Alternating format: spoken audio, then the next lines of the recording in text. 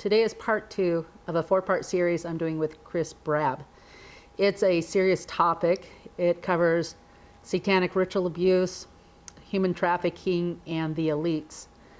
And it's such a big problem, and we are going to repeat the introduction I gave in the previous show because it goes over the reasons why we're doing this in the first place. This problem is not something that's just happening in Washington, D.C. or another country. It's actually happening not just in Oregon, not just in Portland, but even in Yamhill County. So it's a serious problem that I want to cover. These people that are victims need a voice. And this is my attempt to give a voice to the victims. Unfortunately, there's a media blackout on this subject. If you have watched Fox News with dedication, you maybe have heard a little bit of this information, although they're not covering it to the degree that it really needs to be covered. And that is something that Project Veritas uncovered. ABC News killed an interview with an accuser of Jeffrey Epstein. And in this video, I'm just going to read this a little bit. Obtained by the Project Veritas, ABC's news anchor Amy Robach complained to a producer off air that she had convinced one of Epstein's victims to speak on the record about her allegations against Epstein and other reportedly involved in Epstein's web of sexual trafficking, including former President Bill Clinton, attorney Alan Dershowitz, and Prince Andrew. But she continues, ABC refused to run the story in order to keep access to the British royal family. And I would say there's probably a lot of reasons why the story wasn't ran. Their beloved Clinton, instead of exposing to the world exactly what they're about, they decided to cover this up. My guest, and many other people too, even people watching, have been victims of the crimes of pedophilia. And my guest is going to share a story, not about him, but somebody he deeply loves, and then he's going to talk about some other areas that he has uncovered in this issue. So thank you, Chris, so much. Sure. Yeah. Well, I appreciate you having the guts to bring this up on your show and to, frankly, tackle an issue that's not, like you said, there's a media blackout and it needs to be talked about. And more good people who, good people, we like to avoid these things. We don't want to like go out of our way and look under into all the shadows. The shadows scare us because we like the light. And so, but I think if more people were to start, paying attention to this and start, really checking themselves, their own hearts, and the TV shows they're watching, and the kind of information that they're allowing into their minds, into their souls, I really think that they can start to see why this is such a big deal. Mm-hmm. What really woke me up to this was my mom, about a year before she died about 10 years ago. She told me a story about ritual abuse that happened to her. And when I say ritual abuse, I mean ritual, what a lot of people would refer to as satanic ritual abuse, that included sexual abuse. It included being tied down to an altar. It included multiple men forcing themselves on her. It included her father, who was a 32nd degree Mason, continually abused her throughout her life. And so, but when my mom told me this story about her experience inside of a cave, that's what really got my attention. And I'm not going to go into a lot of detail with that, but inside of a cave, she was molested ritualistically on an altar in front of an audience and for the pleasure of these entities that they were calling forth during the sacrifice. So, and I know that my mom's story is not unique, unfortunately. Mm-hmm. I've talked to a lot of people who have had kind of similar stories or know people with similar stories too. Me too. And the reason why we're doing a show is for those victims. They don't have a voice most of the time. And when they do bring it up, even at church, most people just don't want to believe them. Most people don't want to talk about it. It's very uncomfortable for them. Well, we need to talk with them about it. This is the most painful thing that could happen to anybody. And It's happening. It's happening now. It's happening in Yamhill County, as we both know. And there's people in high places in Yamhill County that this is, that's allowing this to continue. That's part of the problem. I've had a friend killed through these people.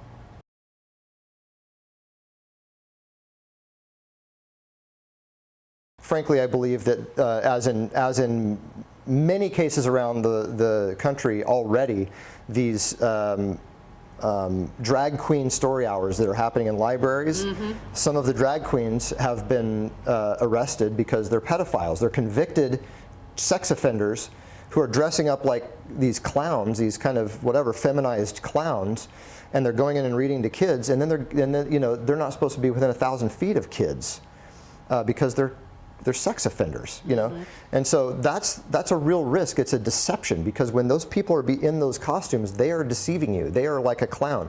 You do not know who they are. They get to hide. They get to pretend to be anything they want, and we all just sit there and clap. Or not me, but you know, the people that go and watch, they sit there and clap. These mothers are dragging their kids in there and like programming their kids to think this is all okay. And what the stated objective of that movement is to groom the next generation to be more accepting and to become drag queens. And so when I hear that, to me, that is pedophilia. That is the definition of pedophilia. That is the manipulation of a child's mind and physiology and everything else. It's abusive, and it's pedophilia. Yeah. It's sexualizing children. And where they're not literally having sexual intercourse in these library story times, they are simulating it. There's a picture of one of these people reading to children, who was just. I mean, I don't know what demons look like in the flesh, but if I would have to say that if there was a demon in the flesh, this guy would have looked like one. Okay, that's, to me, that was my interpretation. And he ended up not having any underwear on and a skirt, goodness. And he was bending over to pick up his whatever water, and he flashed his genitals at the kids. And it was obvious that it was on purpose. And so, I mean, so where is this going? And what's the root of this? And I think it's about pedophilia, and I think it's about the normalization of sexualizing children for very nefarious purposes. Yeah, and again, the ultimate thing, you know, all through the Bible, in the Old Testament anyway, you know, the reason why God sent the tribes out of their promised land is because it got to this point where they were sacrificing their children. And correct me if I'm wrong, but I think it was only like a few thousand versus millions at this point. You know, isn't that right? Of what? Sacrificing to Baal. Oh, in the Old Testament. Yeah, right. It wasn't that many, you know, compared to modern day. Yeah, I mean, just on Epstein Island, you know, how many? Who knows? How many kids were there? Who knows? And what's beneath the surface of Epstein's Island is also, apparently there's corridors, and anyways, there's all kinds of things. Who knows? Okay. Who knows? So I think that also it's important to say that there is a class of people who participate in this stuff. And the average transgender, the average drag queen, they're not who I'm talking about here. They're just, in my opinion, they're just kind of like going along with the current tide of society. And I don't necessarily lay the blame at their feet. Yeah. But it goes much deeper than that. But there are political forces, and it spans it goes across both aisles throughout they're history. Being used. The politics are using them. Yep. To that's exactly right. Spread their game. So we have the transgender movement. We have various other movements kind of along those lines that are kind of down here on the grassroots level. And then you've got the political levels at the city and the county and various other things that are their buffer, and that's kind of where it escalates from there. But it goes all the way up. Yeah, this is, we already talked about Yamhill County. This is also in Portland big time. You know, those Shanghai tunnels, the tunnels in Portland, they're being used currently right now. I have a couple of witnesses on that, a couple of different people, different locations. Yep. And we don't, we don't want to go off getting people all riled up and have them go down to, like what happened in Washington D.C. with the pizza shop.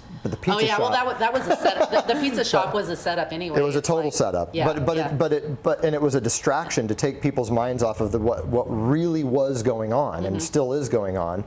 And that's one of the things that, again, the enemy is extremely good at, deceiving people into and tricking them that, oh, there's nothing to see over here. There's nothing going on over here. See, we're all good. We're good people. Oh, you want some money? Here you go. We'll create some policies for you, Yeah, right. Yeah. Hand out some good things for you. Oh, yeah, I care about the poor person. Yeah, that's right. Meanwhile, that's right. I go to Epstein Island. Right. Yeah. So I think that the party right now, and by the way, I don't have a dog in either party. I'm firmly in the Libertarian Party, so I left this craziness of left versus right because, frankly, the extremes on both sides of that are part of this. The elites in both parties are co-opted. They have been brainwashed and they have been blackmailed in many cases to go along with this. But right now, the one party that's really rearing its ugly head is the Democrat Party, and some of the key people in the Democrat Party have some very, very shady friends. Who they spend a lot of time with and say publicly that they adore and love. A great example of that is Robert Byrd. You remember Robert Byrd? He was a senator for like 150 years or something. He's this really old guy that died a few years ago. Yeah, was he a Republican or Democrat? He was a Democrat. Okay. He was a Southern Democrat. Okay. And he was the Grand Dragon of the Ku Klux Klan. Yeah. In his little town, and Hillary Clinton came out many times and praised him. There's pictures of her kissing him and saying that she loves him and that he was one of her mentors. Hillary Clinton has the Margaret Sanger Award. She's won it twice, and the Margaret Sanger Award, of course, is given out to the people who support the abortion industry the best, know. And Margaret Sanger was she's the founder of Planned Parenthood, and she was trying to get rid of all black people. That's right. Oh yeah, you support abortion and this. Everything we're saying here is documented. Yeah. She was proud of it. She went around to Ku Klux Klan organization meetings and said, "We need to rid the planet of the scourge of the Negro race." These are some of her famous statements. And she was supported by all kinds of industrialists like Henry Ford and Prescott Bush, George Bush's grandpa, George H.W. Bush's dad. Prescott Bush was the co-founder of Planned Parenthood with Margaret Sanger. Okay, I didn't know that. Yep, and so Henry Ford was a big supporter. I mean, so all these people were eugenicists at their core. And this kind of is what I wanted to also show is the systemic implementation of the energy or the bringing forth of this kind of energy into the system is done at very big, very powerful levels by very key individuals. And most of us don't want to acknowledge it. We want to watch the news. We want to feel good about our world. We want to enjoy our football game, drink our beer, and go to sleep at night. And I'm sick of it. I'm absolutely sick of it. I'm sick of looking the other way. I'm sick of hearing about these people getting away with murder and not getting caught, or getting caught and having nothing happen to them. Why is almost everything in here? It's like the Clinton Foundation and Haiti, child child sex trafficking. Well, the Clintons, there again, the Clintons are some of the more notable people, but they're also just one of many, very long line of people that preceded them as well. But let me touch on a couple of things with the Democrat Party right now that I think is absolutely amazing. I think that, and again, the average Democrat, I know and love Democrats.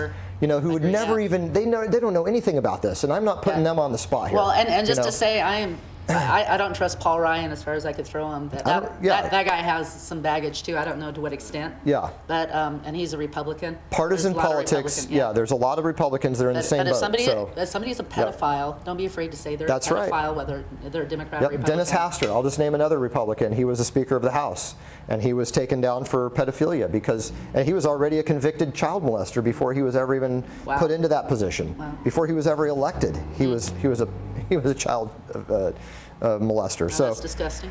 But right now, here's another example of that. In the Democrat Party this year, They just the Democrats in the Virginia State Senate just elected a convicted pedophile to the Virginia Senate. Really? This was known before he was elected. Wow. The Democrats in Michigan elected a Muslim community leader, which is also what Barack Obama was, a community leader, who was charged with raping a disabled man. Really? And I he mean, just got elected? These are both fresh elections, that just happened. Yeah. Now you always hear things about, oh, they cheated, but I did hear that. They may have, but my point is, their fellow Democrats aren't holding them to their standards up. What's wrong with the Democrat Party right now that they won't hold the standard higher? Like, have we lost our 100% of our morality in both on one side or another? Like, I don't think so as a whole, but it seems like the Democrats right now are prone to turning their heads the other direction and pretending like nothing's going on. And I don't understand that. Whereas the majority of Republican people, at least, if Trump was a pedophile, I wouldn't be supporting him. If no. Any other. Well, not only that, but the media. If Trump was a pedophile, the media would be blowing him up. Okay. Oh no! If Trump was a pedophile, the media would love him. Oh, that. Right. Yeah, that's right. He would never be so hated if he was a pedophile. Right. That's right. Yeah, and so. That's a good point. That's a very good point. Well, yeah, and that's why they hate him, is because he's you're not hearing about this on TV, but he's actually going after it in a real quiet way. Yep. Yeah. So starting, I think, is he starting on the ground floor, like the easy targets? He may, I think he is. I think he's building a giant case. So here's another one that this is just came out. I printed this off yesterday. Okay. Or actually, no, a few days ago. It was on the 15th. NBC medical correspondent, friend of Adam Schiff, arrested for sexting. That's text messaging, sexual messages to a 9-year-old. Oh my. Another one is Ed Buck. Ed Buck is a California resident, a major Democrat donor, and he has recently been arrested after the second dead body was found in his home from methamphetamine overdoses, and it happened to be a male prostitute. That was his favorite. Black male prostitutes were his favorite targets. And there are stories now surfacing about what happens inside of his house, and why he was arrested and all this stuff. He was a Clinton donor? Or? He was a big-time Clinton donor, but he supported the Democrat Party across the board. He donated to Schiff's campaign in a big way. He donated to Pelosi. He's donated to everybody. Yeah, I mean, just because he's a donor doesn't mean he's. That's not to implicate everybody else. But no, he's just a big, rich billionaire, and he liked to kill people inside of his house, and he gave lots of money to the Democrats, and it shows, Hillary Clinton giving him a big old hug. It shows Adam Schiff being all buddy-buddy with him. There again, this is the Democrat Party. They're also the ones who are kind of bug-eyed and trying to force this impeachment down our throats, which people from both sides of the aisle are going, what the heck's going on here? He hasn't done anything wrong, and nothing impeachable, so what's going on? So, again, I'm speaking to the overall system that supports the mindset that allows these things to go on. And again, it's not one party, it's both parties. It's not one church, and I hate to say it, it's not one church, it's all of them that have guilty members. Not all of them. There's small churches. Right. You know what I'm saying? There's across the spectrum. The Catholic Church. You're kind of saying it's not just the Catholic Church. I mean, this it's been going on forever. It's been going on for a very, very long time. Yeah, and a lot of this has to do with Jesuit, Freemason. Kind of Absolutely. thing, Yeah. Look at the power structure, and you'll almost always figure out where it's coming from. Yeah. So, and it's not funny, but it's ironic how true that statement is. Mm-hmm. It's ironic that we haven't looked at it closer and put a stop to this stuff. Mm-hmm. Exactly. Okay, so we're talking here on the federal level. You want to keep going? Yeah, sure. So some of the other, again, historically speaking, this isn't new information. Okay, to millions of Americans, this is brand new information, like, oh my gosh, this is happening right now? Like, it's just now happening, or what's going on here? Why, And I think what people really need to get into their minds is that this has been going on for a very long time, which is why I started out going back all the way to Baal and to Moloch, because they were the archetypes, the symbols of these things for the societies that lived back then. And they were dealing with the elites back then as well, just like we are today. And for those of us with eyes to see and have ears to hear, we can actually go back and just do very, very limited amount of research on this wonderful thing that we call the internet, and find all kinds of very credible information and evidence to what you and I are talking about right now. And that's all I did here. This is all stuff. These are all articles and things that I printed from various news agencies, databases, things like that I've found and done research. And really, you can just find this information somewhat easily. It's shocking, actually, how readily this information is available, yet how few people know. Yep. So one of the things that was done back in the late 80s and early 90s was a book called The Franklin Cover-Up. And in this book, John DeCamp, he was an investigator. And he uncovered, basically the story revolves around a credit union whose board of directors were involved in some of these illicit activities. And once he realized that it went outside of this credit union, this federal credit union, he started, shockingly, he started finding out how high up the ladder this thing goes.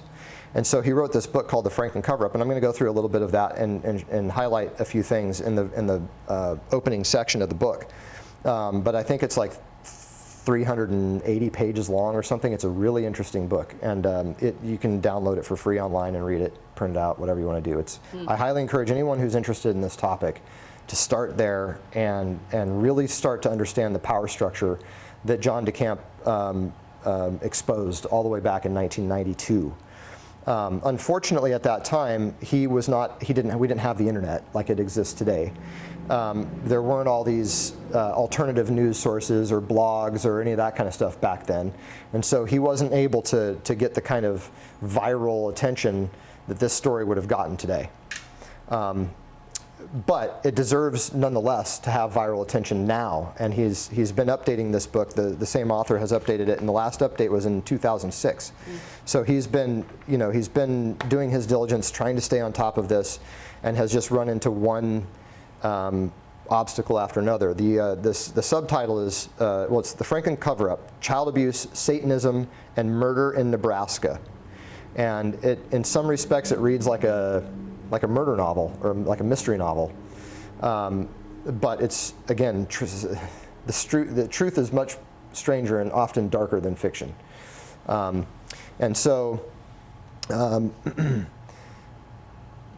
other thing that's been in the news recently. Can you talk a little more about the Franklin Cover-Up? Well, yes, I wanted to. There's a lot of pages. Okay. I wanted to touch on these two things together, though. Okay, gotcha. So the other story I think that goes hand in hand with the Franklin Cover-Up is this recent exposure of what's called the Finders organization. Have you heard of the Finders before? No. Okay. So I'll just read a little bit from this article. The FBI Records Vault recently released a treasure trove of declassified documents about a 1980s sex cult known as the Finders. And the details are sure to shock you. What we've already learned from these documents is that the United States intelligence agencies like the Central Intelligence Agency and the FBI covered up an epidemic of child sex abuse, ritual sacrifice, and other horrific crimes against humanity that were being propagated by the Finders. Under the cover of darkness and deception, the Finders were abducting women, children, and other victims as part of a large, well-organized scheme, it has been revealed. Further, the U.S. intelligence apparatus was covering for all of it, failing, or more accurately refusing to go after the perpetrators in order to bring them to justice. And of course, the article goes on to disclose a little bit more, but it outlines the satanic ritual abuse that was going on and all that kind of stuff. The same thing that happened to my mom, essentially, is what these people were doing. Only they were doing it all over the world and in very large numbers. And there were dedicated religious followers of this cult. They were doing it? Are they? They were involved in the the organization of rounding up the victims, as well as the abuse of the victims. So each member of the church, if you will, or the cult, had their role to play. Inspiration. Arts and crafts. Health and wellness. Communication and information. We're here to encourage and inspire you. You have a gift? We know you do. And so do we.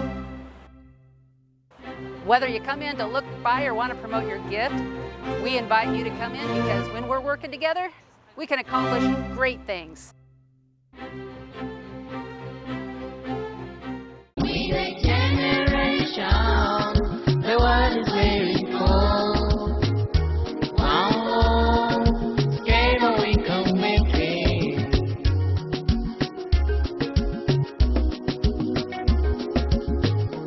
We the generation, the world is very far. One love.